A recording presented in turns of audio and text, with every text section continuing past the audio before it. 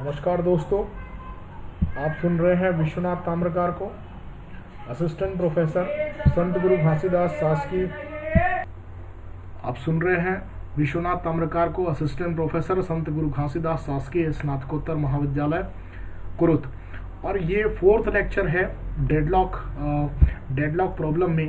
पहले लेक्चर में हमने देखा था डेडलॉक प्रॉब्लम क्या है, और दूसरे लेक्चर और उसी में हमने देखा था सिस्टम मॉडल। डेडलॉक के लिए जो नेसेसरी कंडीशन होते हैं वो हमने देखा था, और रिक्वेस्ट एलोकेशन ग्राफ क्या होता है वो हमने देखा था।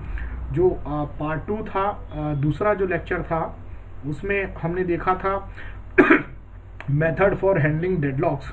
तो उसमें डेडलॉक प्रिवेंशन, डेडलॉक अवॉइडेंस और सेफ्टी एल्गोरिथम ये हमने देखा था। और जो 3rd लेक्चर था हमारा, उसमें हमने देखा था by using resource allocation graph deadlock कैसे अवॉइड किया जाता है। तो ये जो लास्ट में जो हमने डिस्कस किया था 3rd लेक्चर में, उसमें था कि ये सिंगल इंस्टेंस अगर रिसोर्सेज के होते हैं तो उसको रिसोर्स एलोकेशन ग्राफ के थ्रू वहाँ पर डेडलॉक अवॉइडेंस हम कर सकते हैं। लेकिन जब मल्टीपल इंस्टेंस होते हैं तो वहाँ पर बैंकर्स एल्गोरिथम की आवश्यकता होती है। तो बैंकर्स एल्गोरिथम इसमें नाम इसलिए दिया गया है क्योंकि इसमें बैंकिंग की स्ट्रेटेजी फॉलो होती है। मतलब बैंकिंग में जितना आप जमा होता है, जितनी चीजें, उतने ही अवेलेबल रिसोर्सेज का यूज वहां पर किया जाता है। तो हम देखते हैं बैंकर्स एल्गोरिथम कैसे काम करता है। जैसा कि मैंने पहले बताया, जब मल्टीपल इंस्टेंसेस हो डिफरेंट रिसोर्सेज के, तो उस समय बैंकर्स एल्गोरिथम का यूज किया जाता है। और यहाँ पर ईच प्रोसेस मस्ट अ प्रियर क्लेम मैक्सिमम यूज, और जितने भी प्रोसेस होते हैं उनको मैक्सिमम कितना जो है कितना उन्हें रिसोर्सेज की आवश्यकता होगी प्रत्येक रिसोर्स का, वो वहाँ पर उस हर प्रोसेस को प्रियर जो है क्लेम करना आवश्यक होता है। When a process request a resource, it may have to wait। और यहाँ पर अगर किसी प्रोसेस ने रिक्वेस्ट किया है रिसोर्स के लिए, तो यहाँ पर प्रोसेस को वेट करना पड़ सकता है। नेक्स्ट है when a process gets all its resource, it must return them in a finite amount of time। और अगर जो रिसोर्स है, जो रिसोर्सेस हैं, वो अगर किसी प्रोसेस को जितनी रिसोर्स चाहिए वो सारे रिसोर्स उसको अलॉट कर दिए जाते हैं, तो उसको एक फाइनाइट अमाउंट ऑफ टाइम के बाद उसको रिटर्न करना आवश्यक होता है इस एल्गोरिथम के अकॉर्डिंग। तो इस एल्गोरिथम में जब ये डेडलॉक अवॉइडेंस के लिए यूज किया जाता है, और यहाँ पर कुछ डेटा स्ट्रक्चर्स का इस्तेमाल किया जाता है यहाँ पर, तो वो हम यहाँ पर देख रहे हैं बैंकर्स एल्गोरिथम में। यहाँ पर n जो है वो डिनोट कर रहा है, n एक इंटीजर वेरिएबल है जो ये बता रहा है कि कितने n नंबर ऑफ प्रोसेस यहाँ पर है, और m बता रहा है कि नंबर ऑफ रिसोर्स टाइप, कितने टाइप की रिसोर्स यहाँ पर अवेलेबल है। और अवेलेबल करके एक वेक्टर है, वेक्टर हम बोल सकते हैं एक एरे है जिसकी लेंथ है m। और यहाँ पर जो एक अवेलेबल जो है, यहाँ अगर ऐसा लिखा होता है कि if available j is equal to k, तो इसका मतलब यह है कि there are k instance of resource R J available. तो इसका मतलब है कि k इंस्टेंस जो है j जो रिसोर्स j है उसका k इंस्टेंस यहाँ पर अवेलेबल है। और दूसरा है तो ये रिसोर्सेज के लिए यूज किया जा रहा है, कितने रिसोर्स यहाँ पर अवेलेबल है उसके लिए। तो अवेलेबल जो वेक्टर है वो रिसोर्स की अवेलेबिलिटी को रिप्रेजेंट करता है, कौन सा रिसोर्स है और वो कितने इंस्टेंसेस उस रिसोर्स के अवेलेबल है। दूसरा है मैक्स, ये n क्रॉस m मैट्रिक्स है, और n जो है वो नंबर ऑफ प्रोसेस के लिए है, m नंबर ऑफ रिसोर्सेस के लिए। तो यहाँ पर अगर ऐसा लिखा है max i j is equal to k, इसका मतलब यह है कि then process i may request at most k instance of resource type rj। तो इसका मतलब ये है मैक्स i j का मतलब जो प्रोसेस pi करके जो प्रोसेस होगा वो जो है आरजे टाइप के रिसोर्स का मैक्सिमम के इंस्टेंस वो रिक्वेस्ट कर सकता है। तो इसी प्रकार हर जितने भी हमारे पास प्रोसेस है उन सारे प्रोसेस जो है अलग अलग रिसोर्सेज के कितने इंस्टेंस वो मैक्सिमम रिक्वेस्ट कर सकते हैं, वो सारी चीज़ें जो है मैक्स करके जो मैट्रिक्स है उसमें यहाँ पर वो स्टोर रहता है। और यहाँ पर है allocation m cross m matrix है। और यहाँ पर अगर ऐसा लिखा है कि allocation i, j is equal to k, तो इसका मतलब यह है कि Pi is currently allocated k instance of resource Rj। तो यहाँ पर इसका मतलब कितना करेंटली किसी पर्टिकुलर प्रोसेस को रिसोर्स के कितने इंस्टेंस एलोकेट किए गए हैं वो यहाँ पर ये बताता है।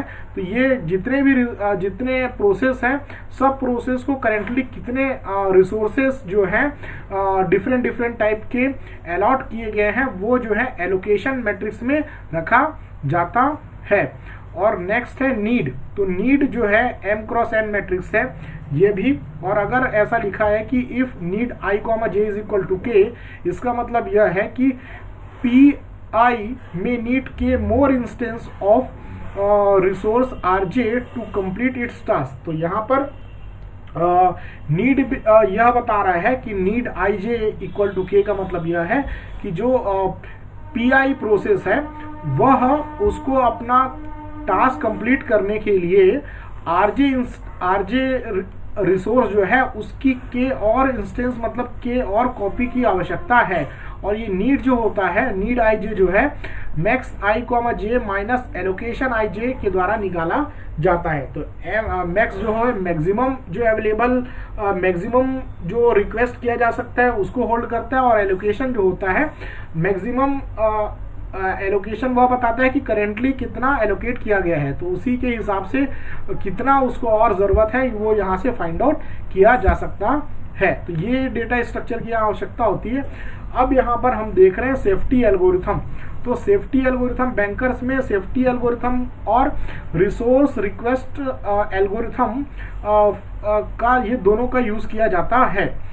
तो जैसे ही कोई रिसोर्स रिक्वेस्ट करता है तो सबसे पहले यहाँ पे देखा जाता है और उसके बाद सेफ्टी एल्गोरिथम रन किया जाता है और ये चेक किया जाता है कि जो हमारा जो अभी करेंट सिचुएशन में हमारा सिस्टम सेफ स्टेट में है या नहीं है। सेफ सीक्वेंस हमने पहले डिस्कस किया था, तो उसको आप लास्ट लेक्चर को आप देखेंगे तो आपको समझ में आएंगी चीज़ें थोड़ा सा। और सेफ्टी एल्गोरिथम से ये पता चलता है कि एट प्रेजेंट हमारा सिस्टम जो है वो सेफ सीक्वेंस में है या नहीं है, सेफ है या नहीं है, मतलब हमारे सिस्टम में क्या आगे चल के डेडलॉक आने की पॉसिबिलिटी है या नहीं है, वो सेफ्टी एल्गोरिथम के द्वारा जो है वो चेक किया जाता है। तो हम यहाँ पर देख रहे हैं और जैसे ही किसी को रिसोर्स एलोकेट किसी भी प्रोसेस को कोई भी प्रोसेस जैसे ही रिसोर्स के लिए रिक्वेस्ट करता है तो सबसे पहले रिसोर्स रिक्वेस्ट एल्गोरिथम को एग्जीक्यूट किया जाता है। और रिसोर्स रिक्वेस्ट एल्गोरिथम के थर्ड स्टेप में जो है सेफ्टी एल्गोरिथम चेक किया जाता है कि उस रिसोर्स को एलोकेट करने के बाद अगर हम उस पर्टिकुलर प्रोसेस को रिसोर्सेस एलोकेट करते हैं उसके बाद हमारा सिस्टम सेफ स्टेट में रहेगा या नहीं रहेगा। और अगर सेफ स्टेट में होगा तभी जो पर्टिकुलर प्रोसेस है उसको जो सेट ऑफ रिसोर्स जो है उसने रिक्वेस्ट किया है वो उसको एलोकेट किया जाता है। तो दोनों एल्गोरिथम हम देखेंगे यहाँ पर। तो सबसे पहले हम देखते हैं सेफ्टी एल्गोरिथम। तो सेफ्टी एल्गोरिथम में let work and finish be vector of length m and n। तो वर्क जो है वो जो वर्क जो है वो रिसोर्स के लिए है और फिनिश जो है वो प्रोसेस के लिए अलग अलग हमने एरे लिया है रिस्पेक्टिवली इनिशियलाइज। तो यहाँ पर जो वर्क है उसको अवेलेबल एरे के द्वारा इनिशियलाइज किया गया है। और आपको पता होगा यहाँ पर आप देख सकते हैं अवेलेबल जो वेक्टर होता है वह अवेलेबल जो वेक्टर है वो यह बताता है कि किस जो पर्टिकुलर रिसोर्स है उसके कितने इंस्टेंसेस जो है हमारे पास अवेलेबल है तो वो वर्क में डाल दिया जा रहा है, और फिनिश में इनिशियली फॉल्स डाला जा रहा है, मतलब फिनिश मतलब कोई भी प्रोसेस जो है अभी फिनिश नहीं हुआ है वो यहाँ पर फिनिश के द्वारा रिप्रेजेंट किया जाता है। और हम यहाँ पर देखते हैं सेकंड स्टेप में, find an I such that both finish I is equal to false and need I is less than is equal to work. तो हम एक ऐसा आई जो है एक प्रोसेस के लिए है, यहाँ पे हम ऐसा देखते हैं कि ऐसा आई जिसके लिए फिनिश आई जो है वो फॉल्स, मतलब ऐसा प्रोसेस सर्च करते हैं जो अभी फिनिश नहीं हुआ है, और need I is less then work. तो जो उसकी जो नीड है वह नीड जो है वर्क से कम होनी चाहिए, मतलब जो अवेलेबल वर्क जो है, अवेलेबल जितने हमारे पास रिसोर्स करेंटली अवेलेबल है उसका डेटा जो है वर्क के द्वारा होल्ड किया जाता है। तो हमारे पास कितना जो रिसोर्स अवेलेबल है वह जो है वो नीड से ज़्यादा होना चाहिए, और ये जैसे ही मिल जाता है if no such I exist, और अगर ऐसा कोई प्रोसेस एग्जिस्ट नहीं करता है तो हम डायरेक्ट स्टेप 4 में चले जाते हैं। और अगर ऐसा कोई प्रोसेस है जो फिनिश नहीं हुआ है और जिसकी जो नीड है, जिसके रिसोर्स की आवश्यकता हमारे पास जो अवेलेबल रिसोर्स है उससे अगर कम होता है तो हम थर्ड स्टेप में जाएंगे। और थर्ड स्टेप में हम देख सकते हैं यहाँ पर कि work plus allocation, work plus allocation. तो जो पहले हमारे पास रिसोर्स अवेलेबल थे उसको वर्क के साथ जोड़ दिया जा रहा है, और यहाँ पर देख रहे हैं एलोकेशन आई। तो एलोकेशन आई जो है वो आईएथ जो रिसोर्स है, जैसा कि हमने देखा था एलोकेशन जो है, एलोकेशन एक n क्रॉस m मैट्रिक्स है जो कि यह होल्ड करता है कि हर जो पर्टिकुलर प्रोसेस है वो डिफरेंट टाइप के रिसोर्सेज के कितने इंस्टेंस को वो होल्ड करके रखा हुआ है। तो यहाँ पर अगर हम एलोकेशन आई कह रहे हैं तो जो प्रोसेस आई है उस प्रोसेस के द्वारा जितने भी रिसोर्सेज करेंटली होल्ड किए गए हैं उसको जो है हम जो वर्क के साथ ऐड कर दे रहे हैं। तो हमारे पास तो जो भी प्रोसेस तो ये जो प्रोसेस फिनिश हो जा रहा है तो उसके रिसोर्सेज को यहाँ पर अपन ले रहे हैं और उसको अपन वर्क में डाल दे रहे हैं। और यहाँ पर फिनिश आई में हम डाल देंगे ट्रू, मतलब इसका मतलब ये है कि ये जो पर्टिकुलर प्रोसेस है वो फिनिश हो चुका है, यह यहाँ पर रिप्रेजेंट करता है। और गो टू स्टेप 2, तो अगेन ये प्रोसेस अपन तब तक करते रहेंगे जब तक कि हमको सारे प्रोसेस को खत्म करेंगे, नो सच आई एग्जिस्ट। और अगर ऐसा कोई प्रोसेस नहीं बचता जिसके लिए जो है वो फिनिश आई फॉल्स हो, मतलब सारे ट्रू हो चुके हैं, तो उसके बाद हम यहाँ पर फोर्थ स्टेप में आएंगे और यहाँ पर हम चेक करेंगे if finish I equal to true for all the I then the system is in the safe state.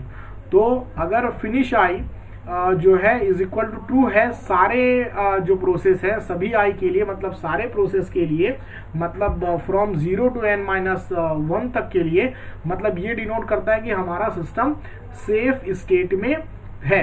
ये एल्गोरिथम हम रन करके भी देखेंगे, मैंने अभी आपको इसके बारे में जस्ट बताया है कि कैसे ये काम करता है। हम पूरा इसको एक न्यूमेरिकल एग्जाम्पल के थ्रू हम इसको रन करके देखने वाले हैं। और दूसरा है यहाँ पर resource request algorithm for process PI. Her process के लिए इसे इंडिविजुअली रन करना होता है। तो जैसे कि यहाँ पर रिक्वेस्ट आई करके यहाँ पर एक एरे ले रहे हैं, request vector for process PI. तो पी.आई के लिए यह एक रिक्वेस्ट वेक्टर है for request I j is equal to k, then process pi wants k instance of resource type rj। तो यहाँ पर वो कितना रिक्वेस्ट करता है कोई पर्टिकुलर प्रोसेस किसी रिसोर्स के लिए वो रिप्रेजेंट करता है।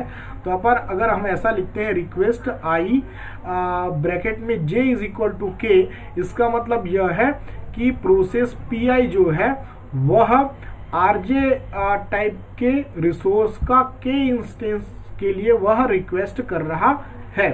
तो हम यहाँ पर देखते हैं, पहला स्टेप देखते हैं, if request I is less than equal to need I.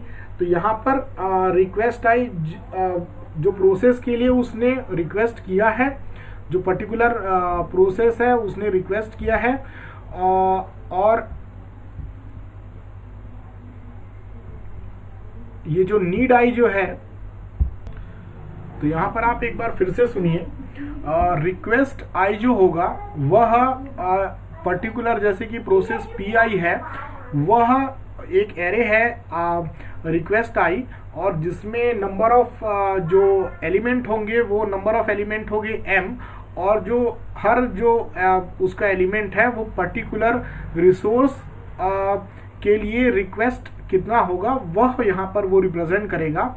और नीड, जैसा कि हमने पहले यहाँ पर देखा था, नीड जो है m क्रॉस n, नीड जो है वो n क्रॉस m मैट्रिक्स है, मतलब n प्रोसेस के लिए। तो नीड आई बोलने से जो पर्टिकुलर प्रोसेस के लिए, पर्टिकुलर प्रोसेस आई नाम के प्रोसेस के लिए जो उसे जितने भी रिसोर्स की आवश्यकता होती है वह उस एरे के द्वारा, नीड आई एरे के द्वारा रिप्रेजेंट किया जाता है। तो यहाँ पर चेक किया जाएगा कि request I is less than is equal to need I, और अगर ऐसा है मतलब जितना उसने रिक्वेस्ट किया है अभी फिलहाल और वो उसकी नीड से कम है या बराबर है, तो go to step 2, otherwise rise an error condition since process has exceeded its maximum claim। तो यहाँ पर पहले स्टेप में देख रहे हैं कि उसको जितनी आवश्यकता थी उसके बराबर या उससे कम अगर वो रिक्वेस्ट करता है तो फिर उसे जो है एलोकेट किया जाएगा। और अगर ऐसा तो अपन सेकंड स्टेप में जाएंगे, और अगर ऐसा नहीं है, मतलब कि जो प्रोसेस है वो अपने मैक्सिमम क्लेम से ज़्यादा जो है रिसोर्स के लिए क्लेम कर रहा है, तो यहाँ पर एरर जो है वहाँ पर एरर राइज हो जाएगा, एरर कंडीशन आ जाएगी। तो सेकंड स्टेप में जाते हैं, अगर जितना रिक्वेस्ट उसने किया है वह उसकी नीड से कम है या बराबर है, तो सेकंड स्टेप में ये देखेंगे हम कि request I is less than is equal to available. तो अवेलेबल एक एरे है जो होल्ड करता है कि कितने जो डिफरेंट टाइप के हमारे पास रिसोर्सेस हैं उसकी कितनी कॉपी एट प्रेजेंट में करेंटली अवेलेबल है। तो जो अवेलेबिलिटी जो है,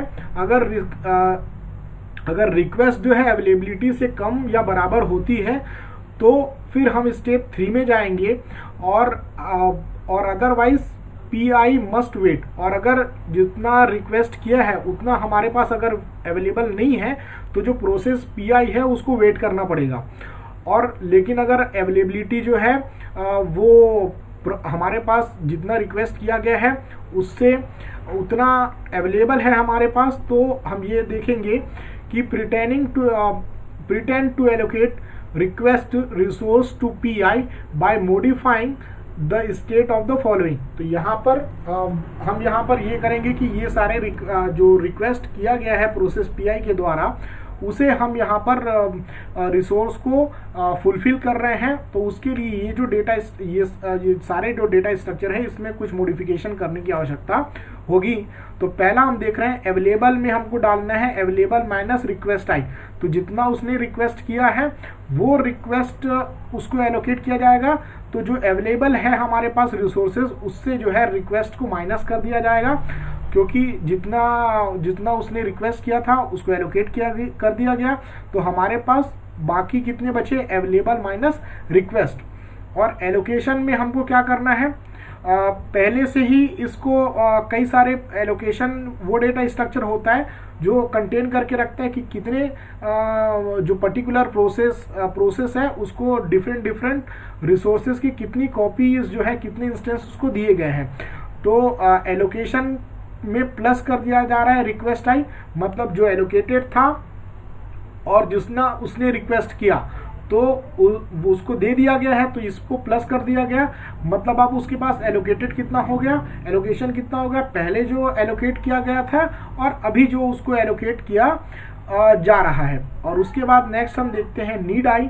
तो नीड आई जो है वो है equal to need I, need में अपन ये कर देंगे कि नीड आई माइनस रिक्वेस्ट, तो जितना उसका पहले नीड था और अभी उसने जितना रिक्वेस्ट किया है, तो अभी जितना उसने रिक्वेस्ट किया है वो उसकी नीड से हम यहाँ पर माइनस कर देंगे।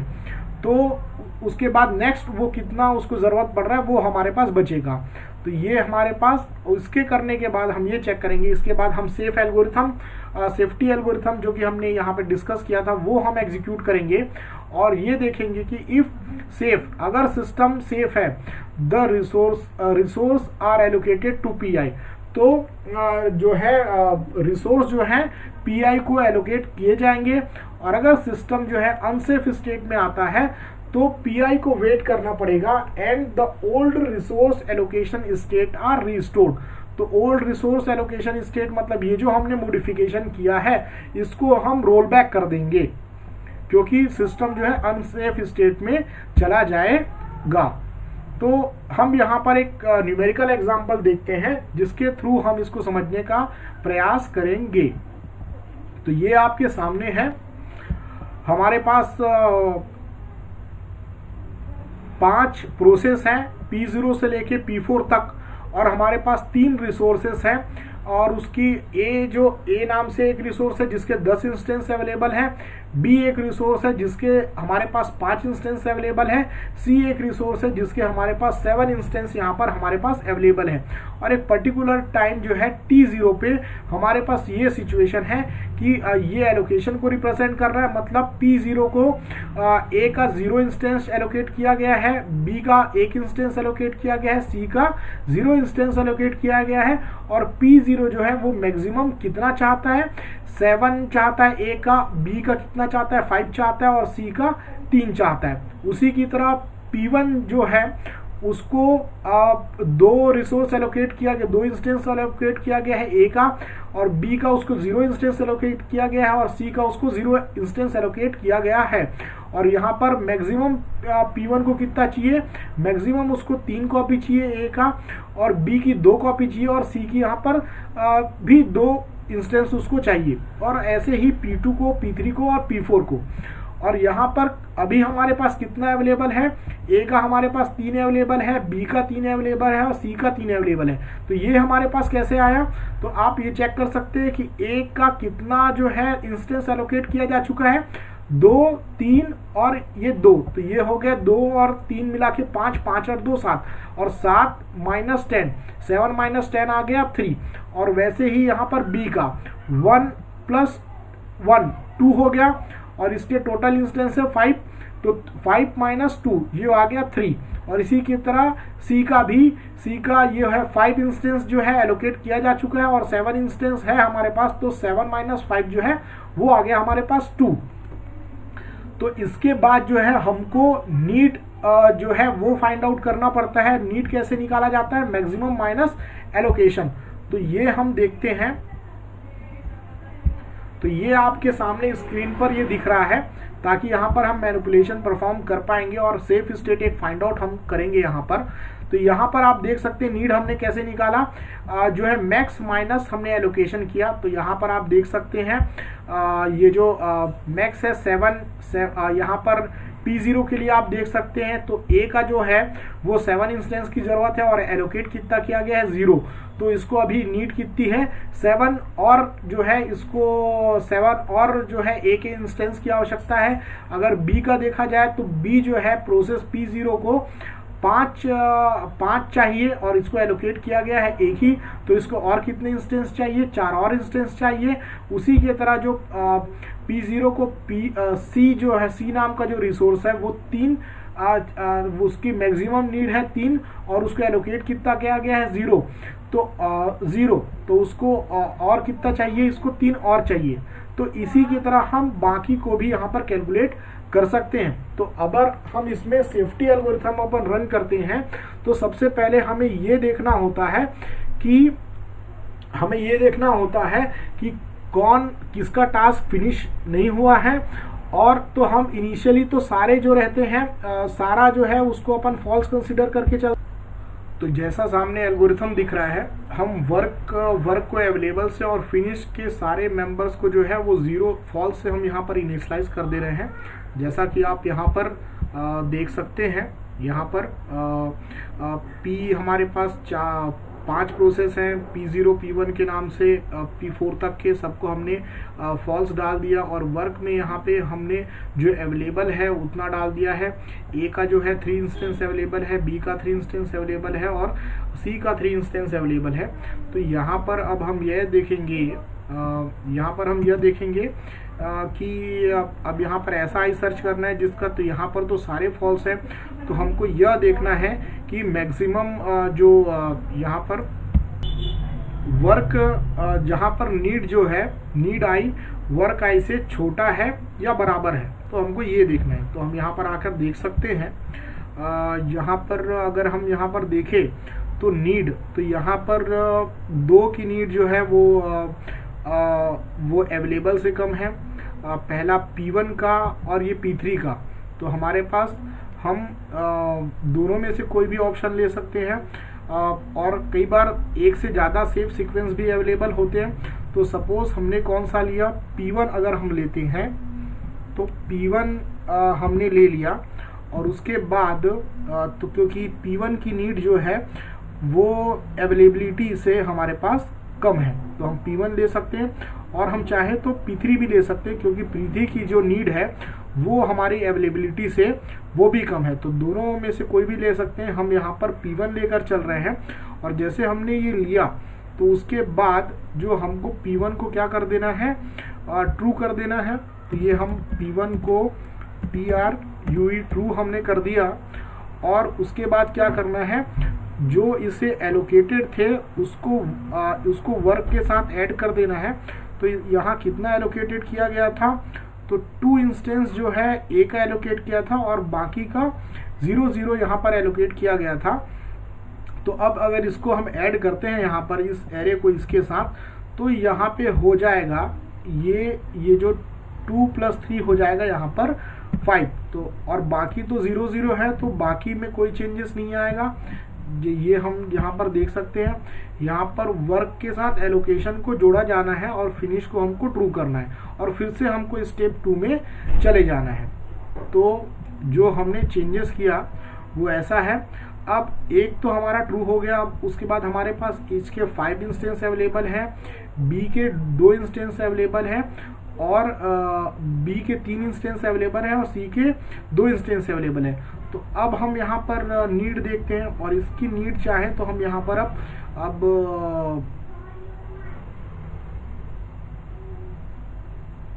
P1 की नीड तो खत्म हो चुकी है, तो चाहो तो आप उसे हटा भी सकते हैं। यहाँ पर आप डैश लिख सकते हैं या जो भी लिखे, क्योंकि ये प्रोसेस खत्म हो चुका है। और उसके बाद अब यहाँ पर आपको इसी से देखना है, वर्क से ही कंपेयर करना है। तो यहाँ पर देखते हैं, ये P2 के लिए तो नहीं है। यहाँ पर 2 ऑप्शन फिर से हमारे पास है, P3 या फिर हमारा P4। तो दोनों में से कोई भी हम यहाँ पर सेलेक्ट कर सकते हैं। तो यहाँ पर जो वर्क से ये हम यहाँ पर अभी P3 सेलेक्ट कर लेते हैं। तो यहाँ पर हम P3 लिख देते हैं, और इसके बाद ये P3 पे यहाँ पे फॉल्स है, इसको हम ट्रू कर दे रहे हैं। और उसके बाद जितना P3 को एलोकेटेड था उसको हम क्या कर दे रहे हैं, उसको इसमें ऐड कर दे रहे हैं वर्क के साथ। तो 2 + 5 हो जा रहा है यहाँ पर 7, और क्या बोलते हैं 1 + 3 यहाँ पर हो जाएगा, ये हो जाएगा 4, और 1 + 2 ये हो जाएगा 3। तो हमारे पास इतने रिसोर्स हमारे पास अवेलेबल हो गए। अब हम नेक्स्ट देखते हैं, नेक्स्ट कौन सा हमको सेलेक्ट करना है। अब P3 में भी हम यहाँ पर डैश डैश कर देते हैं।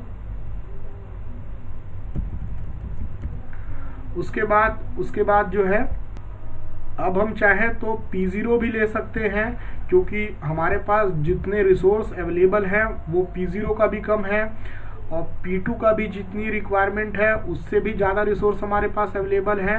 तो P4 को जितना ज़रूरत है वो तो उससे भी हमारे पास ज़्यादा ही है। तो हम किसी भी सीक्वेंस में यहाँ ले सकते हैं। तो सपोज अगर हम P4 ले लेते हैं तो P4 ले लेने के बाद क्या बोलते हैं, P4 को हमको क्या करना, P4 लेने के बाद इसके जो एलोकेटेड रिसोर्स है उसको ऐड करना है यहाँ पे। तो ये बाकी का तो 0 इंस्टेंस एलोकेटेड है, लेकिन C का जो है यहाँ पर 2 इंस्टेंस एलोकेटेड है, तो ये हो जाएगा 5 हो जाएगा। और ये P4 का जो फॉल्स था ये हमने कर दिया TR UE ट्रू। और उसके बाद इसमें हम डैश डैश कर दे रहे हैं क्योंकि इसको अब ज़रूरत नहीं है। और यहाँ पर हम देख सकते हैं नेक्स्ट हम कोई भी ले सकते हैं, P0 या P2। सपोज हम ले लेते हैं P2।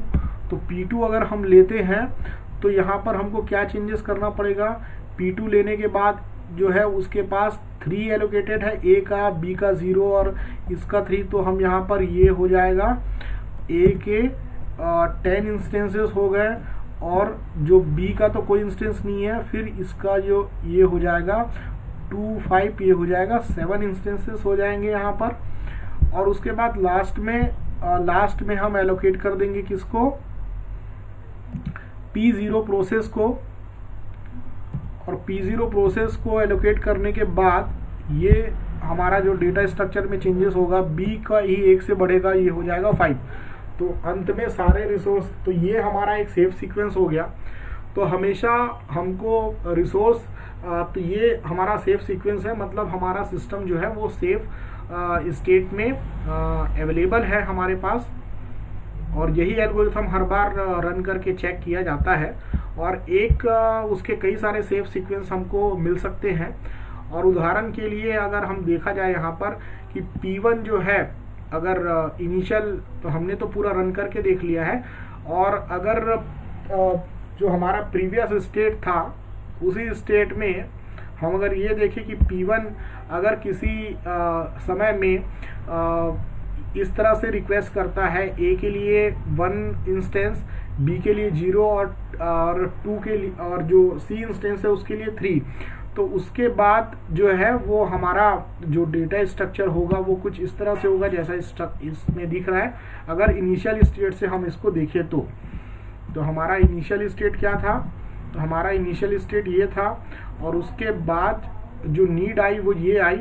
और उसके बाद जो P1 जो प्रोसेस है उसको ये एलोकेट किया गया। तो उसको एलोकेट करने के बाद हमारे पास यहाँ पर अवेलेबल पे जो हमारे पास पहले अवेलेबल कितना था, 3 और 2 इंस्टेंस अवेलेबल थे, वो हमारे पास हो गया 2 3 और 0, क्योंकि ये जो है P1 को एलोकेट कर दिए गए और जितने एलोकेट किए गए वो P1 में ऐड कर दिए गए हैं, जैसा कि आप देख सकते हैं। और उसको उसकी नीड से माइनस कर दिया गया है ना। तो और उसके बाद फिर ये एलोकेट करने के बाद, और इसको एलोकेट करने से पहले आपको कौन सा एल्गोरिथम रन करना पड़ता है, आपको ये वाला जो है रिसोर्स रिक्वेस्ट एल्गोरिथम रन करने के बाद ये सारे जो चेंजेस जैसा हमने देख रहे हैं वो एग्जीक्यूट करना पड़ेगा। और उसके बाद लास्ट में सेफ्टी एल्गोरिथम यहाँ पर रन करना होगा। अगर सेफ्टी एल्गोरिथम जैसा कि हमने अभी एग्जीक्यूट करके देखा है, सेम उसी के जैसे हमको सेफ्टी एल्गोरिथम रन करना होगा। अगर सेफ्टी एल्गोरिथम हमारा सक्सेसफुली रन होके हमारे पास एक सेफ सीक्वेंस आ जाता है, उसका मतलब